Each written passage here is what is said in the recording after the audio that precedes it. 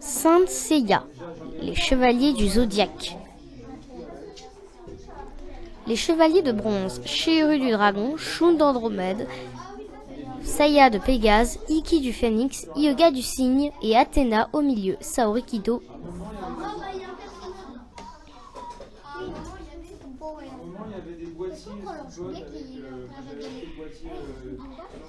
Voici les armures de Ikki.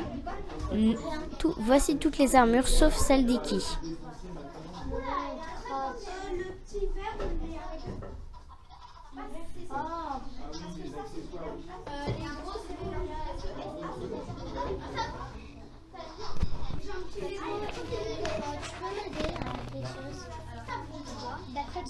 Au tournoi du plus fort, tous les 10 chevaliers de bronze sur les 100 chevaliers sur les 100 orphelins avec le but d'être chevaliers sont revenus au nombre de 10 et se sont affrontés.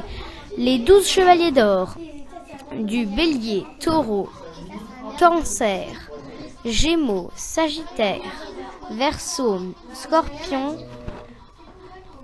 capricorne, lion et poisson sont les chevaliers d'or.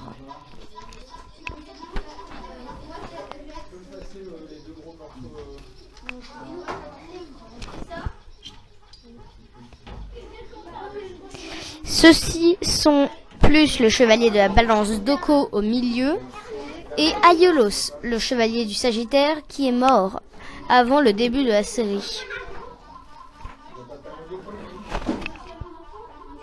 Voici les chevaliers de la régénération de Saint Seiya Oméga.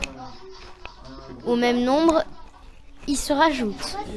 Pendant la série, quelques-uns viennent d'avoir leurs armures quand ils combattent pour la première fois avec cette armure, dont le chevalier de la Vierge.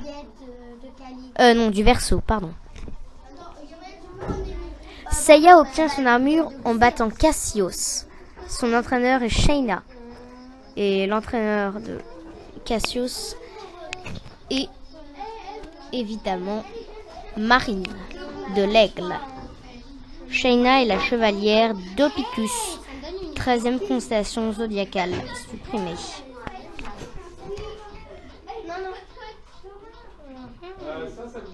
Seiya obtient l'armure de Pégase en battant Cassius, en révélant une énergie inattendue.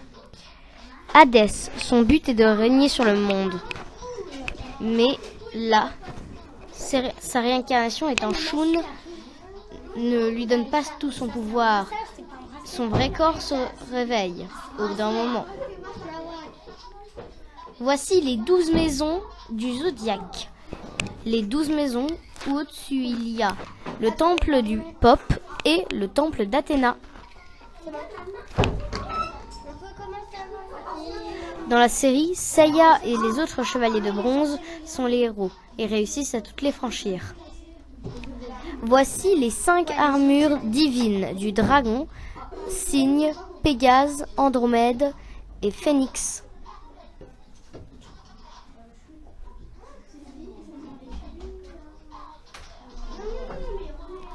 Dans la série, les armures deviennent des armures divines grâce au sang d'Athéna,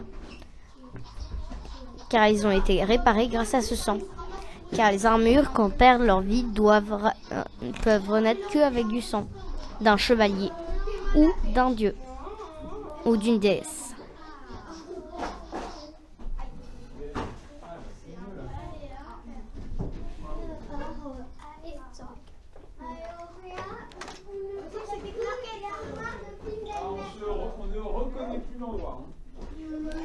Nous passons à Saint Seiya Oméga, la série où un nouveau chevalier de Pégase, nommé Koga, naît.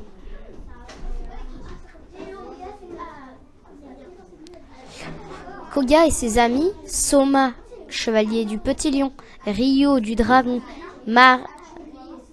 Marine étant plus chevalière, ceci est une autre chevalière qui naît de l'aigle, c'est Yuna.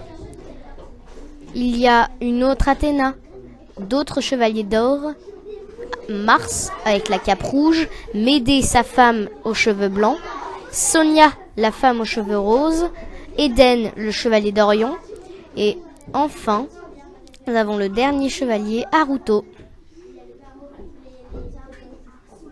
Koga obtient son armure en réveillant grâce à un cristal qui a été créé. Il obtient son armure et réussit à apprendre des techniques tout seul, grâce à son propre instinct, mais on apprend qu'il est aussi le réceptacle d'un dieu et que des fois son pouvoir de cosmo-énergie des ténèbres prend le dessus sur lui. À la fin de la série, on verra en milieu quand il se transformera complètement en ce dieu. Haruto, le chevalier du loup, le voici.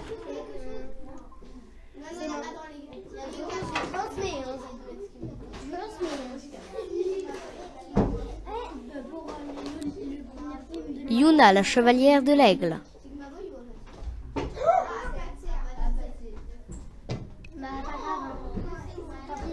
Ryo est aussi le fils de Shiru du dragon.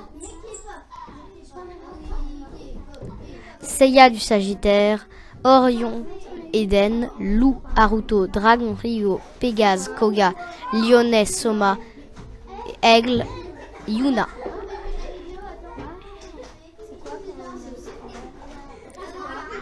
Le dernier arc, Pallas, la petite sœur d'Athéna, cherche à retrouver Athéna, c'est la déesse de l'amour.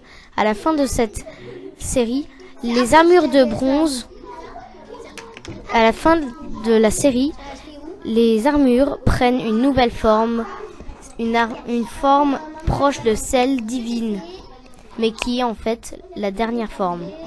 Nous voici à Saint Seiya, The Lost Canvas, la fin du monde. Celui aux cheveux blonds est Talon, qui sera le réceptacle d'Hadès. Celle aux cheveux violets est Athéna, et le dernier, celui aux Pégase.